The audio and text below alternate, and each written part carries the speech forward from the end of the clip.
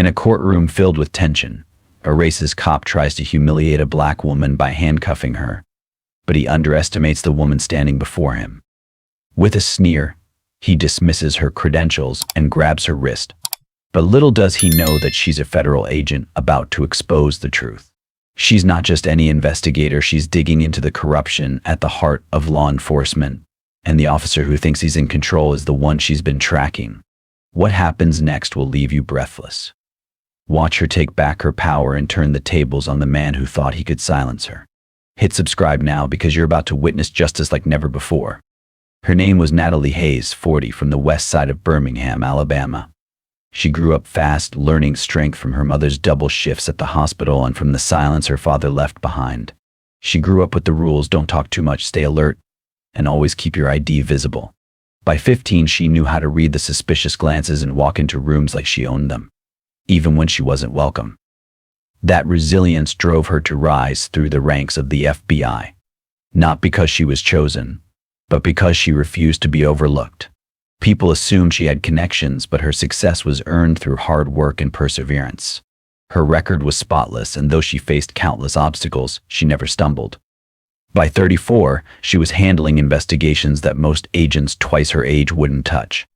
At 40, she was transferred to St. Louis, Missouri, to tackle rising internal corruption within the police force. Natalie didn't need a badge to prove herself. Her presence spoke volumes. The courtroom she entered that morning was cold, sterile, and full of political tension. But Natalie wore a tailored black suit that demanded respect without uttering a word. Her hair was neatly tied back in a bun, no jewelry, no flash, just clarity. That morning she wasn't just another face in the courtroom, she was the final witness. A month-long investigation targeting officers abusing their power to frame black youth in low-income neighborhoods had brought her here. Her testimony would name names, including Officer Brent Carter, a 20-year veteran known for his bias and temper. Carter had the respect of some officials and the fear of most, but today he would meet his match. Standing outside the courtroom, Carter watched her approach with confidence. There was no hesitation, no shrinking, just calm, direct strength. Something about that unnerved him. As she reached for her ID, he moved in, blocking her way. "You can't go in there," he said, his tone flat and commanding. She calmly lifted her badge, the black wallet with the bureau seal visible. "I'm with the bureau. I'm testifying today," she said firmly. But Carter didn't even look at the badge. Instead, he laughed derisively. "Yeah, right. Must pick that up at a pawn shop." His tone grew louder and more aggressive as he blocked her entry. "Back off," she said, raising the badge higher. He ignored her, stepping too close. "I don't care where you think you work. You're not getting in." As he reached for her wrist, she calmly responded, "I'm on the list. You can verify with the clerk." But Carter was already twisting her wrist behind her back. Her Idaho wallet dropped, and her briefcase spilled papers across the floor. The scene was unfolding in front of the courtroom, with everyone watching in stunned silence. Carter's grin said it all: he controlled this space. But she wasn't afraid, she was filled with fury. As he added, "I suggest you stop resisting," she responded coldly, "I'm not resisting. You're making a mistake." Then he leaned in and said something that cut deeper than any handcuff. "You made the mistake thinking someone like you belongs in a place like this." In that moment, she knew everything had changed. Not just for her, but for him, for everyone watching. She hadn't come unprepared. Natalie knew this wasn't just about one officer's prejudice, it was a systemic issue. This moment, as humiliating as it was, would become the catalyst for change. But no one watching knew that yet. All they saw was a woman in cuffs and a man in control for now. What happens when you try to humiliate the one person who holds the truth about your darkest secrets? What happens when the one you try to silence turns out to be the only voice that matters? They were about to find out. In the holding room, her wrists were free, but the burn of humiliation still lingered. The cuffs had left marks, but the real bruise wasn't visible. It lived in the anger and disbelief that churned inside her. A deputy, young and unsure, apologized quietly, offering her water. She didn't respond. She didn't need sympathy, she needed silence. A moment to recalibrate. What had happened wasn't a misunderstanding, it revealed how little progress had been made. Even with her badge, title, and the truth, she couldn't escape being reduced to a stereotype. Outside, the courtroom buzzed with whispers. Reporters had captured the incident.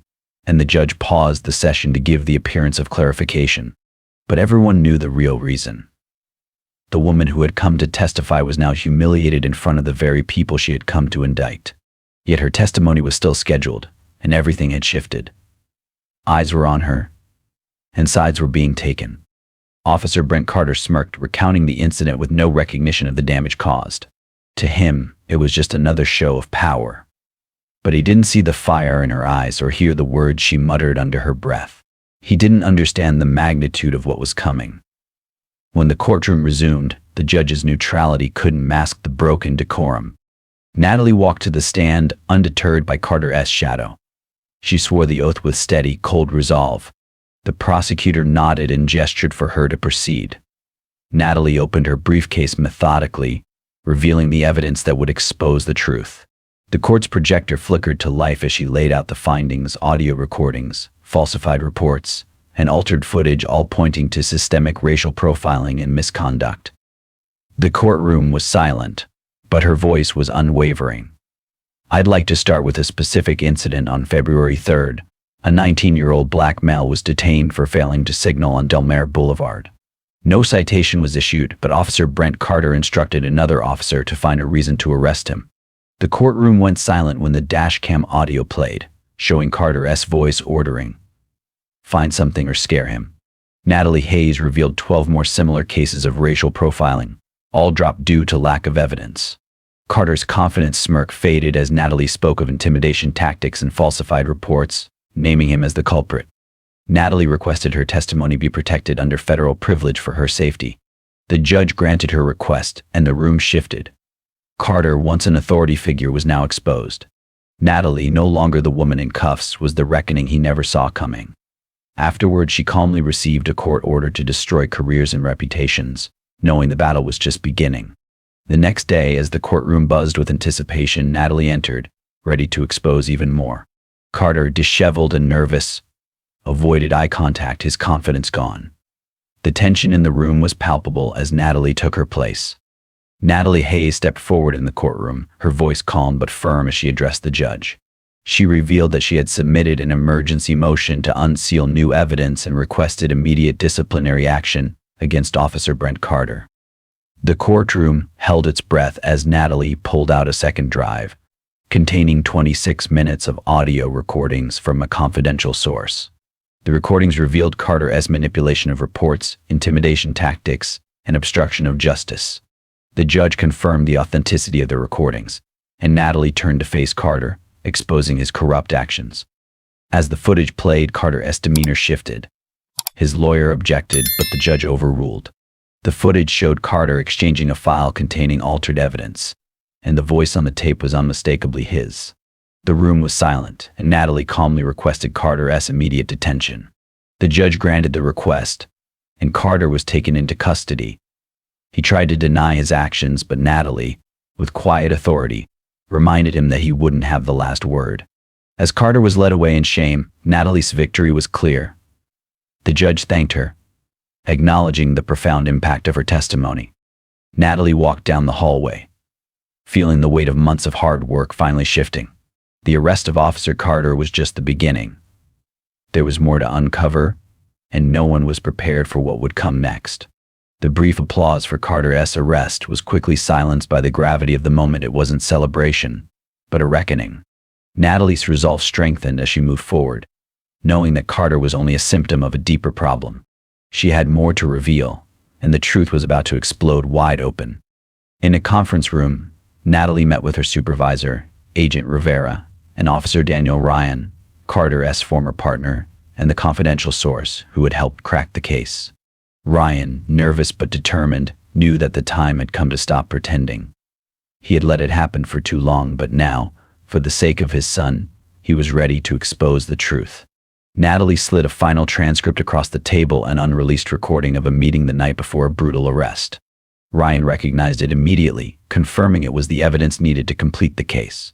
With a deep breath, Natalie stood and said, "Let's go finish it." An hour later, the courtroom was filled again, this time for a special hearing. City council members, senior bureau figures, and community leaders packed the seats. The judge had reopened the session for departmental exposure, An unprecedented move.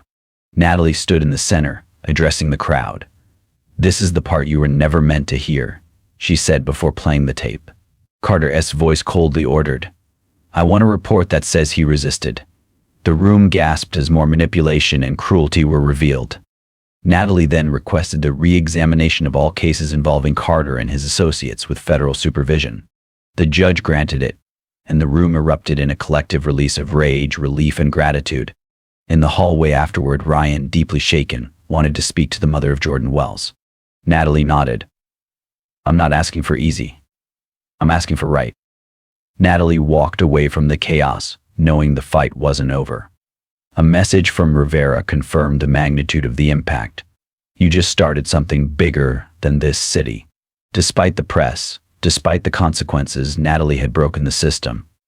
2 days later, the local police department held a press conference, not to apologize, but to clarify their stance. Community members stood quietly, holding signs, their anger evident in their silence. They weren't shouting. They were waiting for real change. The crowd outside wasn't rioting, they were waiting. They were waiting to see if the system would protect itself again or choose accountability. Natalie watched, leaning against a street lamp, her ID badge tucked away. She wasn't seeking glory, but watching for how officials would respond, their body language, and the way they avoided direct answers. The crowd wasn't fooled. This time they didn't believe the excuses. The silence outside spoke louder than any protest. Subpoenas were issued to other officers named in the recordings, and Natalie's actions sparked a movement larger than she anticipated. Social media exploded with her name trending. She became a symbol of courage, but the cost was immense. Threats filled her inbox and her face was everywhere. But it wasn't until a call from a mother, whose son had been arrested by Carter, that Natalie truly felt the weight of her actions. "Thank you for not giving up," the woman said. That moment, filled with relief and grief, was when Natalie realized the deeper truths still hidden. The fight wasn't over. Even though the system was built to protect itself, Natalie was determined to keep fighting. Days later, Ryan called, sharing his own fears but expressing clarity about the courage needed to make a change. Natalie was reminded of her own struggles. She could have disappeared, but she couldn't leave unfinished stories behind. Her journey wasn't over yet. Later, at a private hearing, she walked in with the same determined steps, carrying the weight of her responsibility. The fight was just beginning. The courtroom was filled with tense anticipation as Natalie stood, ready to reveal the truth. She played the recording, exposing Officer Carter's actions in manipulating reports and intimidating citizens. The room gasped, the weight of the truth settling in. The judge granted her request for an investigation into Carter and his associates with a round of reluctant applause. The moment was not a victory, but a reckoning. Natalie, unfazed by the media frenzy and threats, remained focused on the bigger picture. She knew the fight wasn't over. She had sparked something much larger, a wave of accountability that couldn't be silenced. Her phone buzzed with messages from across the country. The system was starting to change, but it came with resistance. The next day, she met with Ryan, a whistleblower from within the force. He admitted his regret for staying silent for so long, but now saw the truth. Together, they were going to continue unraveling the system. Natalie's mother left her a message of pride, reminding her of her strength. Natalie sat with it, knowing this fight had only just begun. The system was flawed, but she had the power to change it, and she wasn't walking away. Natalie stood firm as they questioned her, knowing that the system was trying to close in. The questioning shifted, but her stance remained resolute. They could not intimidate her into silence. This was bigger than her. She knew they were testing her, waiting for a crack. But she wouldn't give them the satisfaction. She had nothing to hide, nothing to fear. When they continued pressing, trying to find an angle to undermine her, Natalie responded calmly, her voice unwavering. "No matter what you ask, I won't back down. Not now. Not ever." The room grew tense. But Natalie knew one truth: her fight was far from over, and the system wasn't ready for what she was about to uncover next. They questioned Natalie about off-record communications, suspecting civilian informants were feeding her sealed data. Calmly, she denied it. When asked if she had been reviewing unauthorized materials, she countered, "What's this really about?" One of them replied, "This isn't an interrogation, but a warning." Natalie leaned back, unfazed. "And which one are you?" They didn't answer. They handed her a folder with surveillance reports, photos, and emails warning her being right doesn't protect you. Natalie, however, understood she had become too visible, too loud. But she wasn't about to stop now. Later, meeting Grant in a park, Natalie shared the folder. "They're tracking me," she said. Grant, already prepared, agreed. "We expected this. Let's find the crack first." They began cross-referencing files, uncovering a vast network of corruption spanning beyond Carter, St. Louis, and into a culture of silence. They found a case from 5 years ago, an officer who reported misconduct and died under suspicious circumstances. The case had inconsistencies, and Natalie's name was found in the officer's notes. Determined, Natalie said, "We reopened this case. It was no longer just about justice. It was about ensuring the next whistleblower wouldn't be silenced." The investigation sparked a wave of new revelations, connecting old records and overlooked complaints. Whistleblowers stepped forward, and the silence protecting the powerful began to crack under the weight of undeniable evidence. Natalie wasn't done yet. The young officer's death was now being reinvestigated as a possible homicide linked to corruption. Natalie led the investigation, determined to give a voice to the silenced. With her team, Grant, Ryan, and others, they uncovered a culture of silence and complicity that spanned years. As the Hayes inquiry gained momentum, more whistleblowers came forward, and Carter was convicted on multiple charges. Natalie's actions not only exposed corruption but also sparked national conversations about whistleblower protections. Her quiet leadership within the Bureau reshaped policies, and her name became a symbol for accountability. Despite offers to speak publicly, she focused on the work itself, ensuring that justice would endure beyond her name. After a year of relentless work, Natalie returned home to Birmingham. In the silence of her childhood room, her mother's quiet words reminded her of the journey. Justice wasn't about applause, it was about doing what's right. Again and again, Natalie's victory was in changing the system from within. And now, it was the world's turn to speak up. A few years later, the city had changed, though not in the dramatic, sweeping reforms Natalie had once envisioned. Change had come quietly, like a river carving through stone, slowly but relentlessly reshaping the landscape. The community was more vocal now, less afraid to speak up when something wasn't right. Natalie's name was no longer whispered with doubt. It was spoken with respect, admiration, and sometimes even awe. She had become a symbol of unwavering dedication to truth, to justice, to the kind of integrity that no one could ignore. Natalie had long since moved on from St. Louis, her work there done, but the weight of it all lingered. She had transferred to a national role, one that took her to various parts of the country, confronting corruption wherever it existed, no longer just in law enforcement, but across multiple institutions. She became a name that struck both fear and hope in the hearts of those who clung to their power and those who were fighting for change. The cases she worked on were often high profile, involving systemic injustice, deep-rooted corruption, and communities long overlooked. But no matter how much she did, there was always more to uncover. Her work had earned her accolades, even a few awards, but they didn't matter much to her anymore. The real victories came when she walked into a community and saw how they were transforming people, speaking up, organizing, demanding justice. She had once feared that the momentum she had created would die down, but that fear had long since dissipated. The wave she'd started had taken on a life of its own. But even with all the progress, there was always that one question that haunted her. Had the system really changed? Or was it just evolving, learning how to hide its flaws better? She didn't have the answer. But she knew that, until every person who felt unseen was heard, until every corrupt system was dismantled, there would always be more work to do. In her office late one evening, Natalie sat at her desk flipping through a file. Her mind wasn't on the case at hand, but on the young man she'd spoken to years ago, the one who had thanked her after his brother had been wronged. She wondered where he was now, whether he'd continued speaking out, whether he'd found his own voice in the fight for justice. She hoped so. Her phone buzzed, a message from Rivera. She had worked with him for years, the quiet partner who had always been there, holding the fort down when she couldn't, guiding her when the path seemed too hard to follow. They're still calling. More people want to step up, Hayes. It's never over, is it? Natalie smiled softly, staring at the message. It wasn't over. Not for her, not for the people who'd called her, not for anyone who had ever been silenced. She had started something too big to be stopped. The change they needed wasn't going to be handed to them. They had to take it, piece by piece, fight by fight. It had been years since Carter's arrest, but the impact of that moment still reverberated.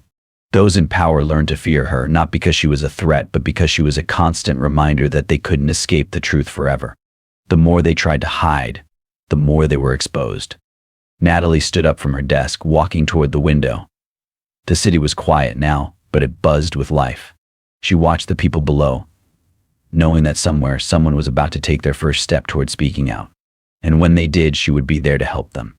In a way, she hadn't just changed the system, she had changed what people believed was possible.